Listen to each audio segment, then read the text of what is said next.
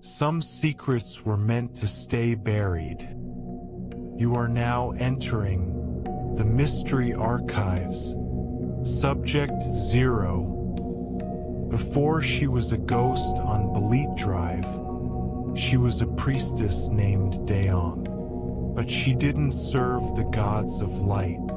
She served the pattern. In the year 1571, while the Spanish crosses were being planted in the soil, Dayang sat in a dark hut, weaving a shroud that had no end. Witnesses said she didn't use cotton. They watched in horror as she pulled fine, silver-white threads directly from her own tear ducts. From her own veins. The loom didn't click, it gasped. Each movement of the shuttle was a piece of her sanity being knotted into the fabric. She was weaving a map of a place that doesn't exist. An infinite white void. When the soldiers broke down her door to claim her gold, they found no woman. Only a room filled with miles of white silk, pulsating like a lung. The gold was gone. She had woven it into her skin. She had become the thread itself. The soldiers tried to burn the silk, but the fire turned cold. The smoke smelled like lilies and rotting copper. Panicked, the captain ordered the fabric to be buried. They dragged the mountain of white silk to a clearing and forced it into the hollow of an ancient Balete tree. They thought the earth would claim her.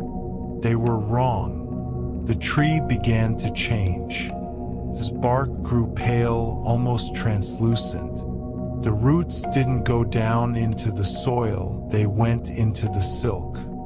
For 3 centuries, Dayang stayed in that dark, wooden womb. She wasn't dead. She was multiplying. Every leaf on that tree began to look like a tiny, screaming face. The villagers began to find white threads caught in their own hair when they woke up. She was no longer a woman. She was a colony of white intentions, waiting for the world to turn gray enough for her to return. The archive picks up the signal again in 1945. The Battle of Manila. The city was a furnace. Amidst the phosphorus bombs and the screams of the dying, a Japanese sniper recorded a sighting that made him drop his rifle. He saw a woman. She was 7 feet tall, her neck elongated and swaying like a crane's. She wore a dress of white silk that didn't touch the ground. It floated, as if the air itself was trying to reject her. She walked through a wall of fire, and the flames didn't touch her.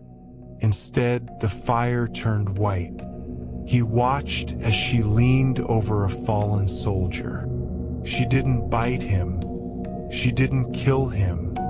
She simply pulled a single white thread from her mouth and sewed his eyes shut. When the medics found the body, they couldn't cut the thread. The more they pulled, the more thread came out of the dead man's mouth. Miles of it, an entire life, turned into a garment. Today, she is known as the White Lady. We've turned her into a campfire story to make her less terrifying. But the archive knows the truth. She isn't standing on the road because she's lost. She's standing there because she's measuring you. When you see her in your rearview mirror, notice how she never gets closer, yet she fills more of the glass. That isn't a reflection. It's a loom. She is weaving your fear into the pattern of her next shroud. If you look at her hands, and you see her fingers moving in a rhythmic, clicking motion, Your time has been measured. You are the next thread. This file is now closed, but the archive is infinite. To access more case files, subscribe. If you've seen The Weaver, leave your report in the comments. We are listening.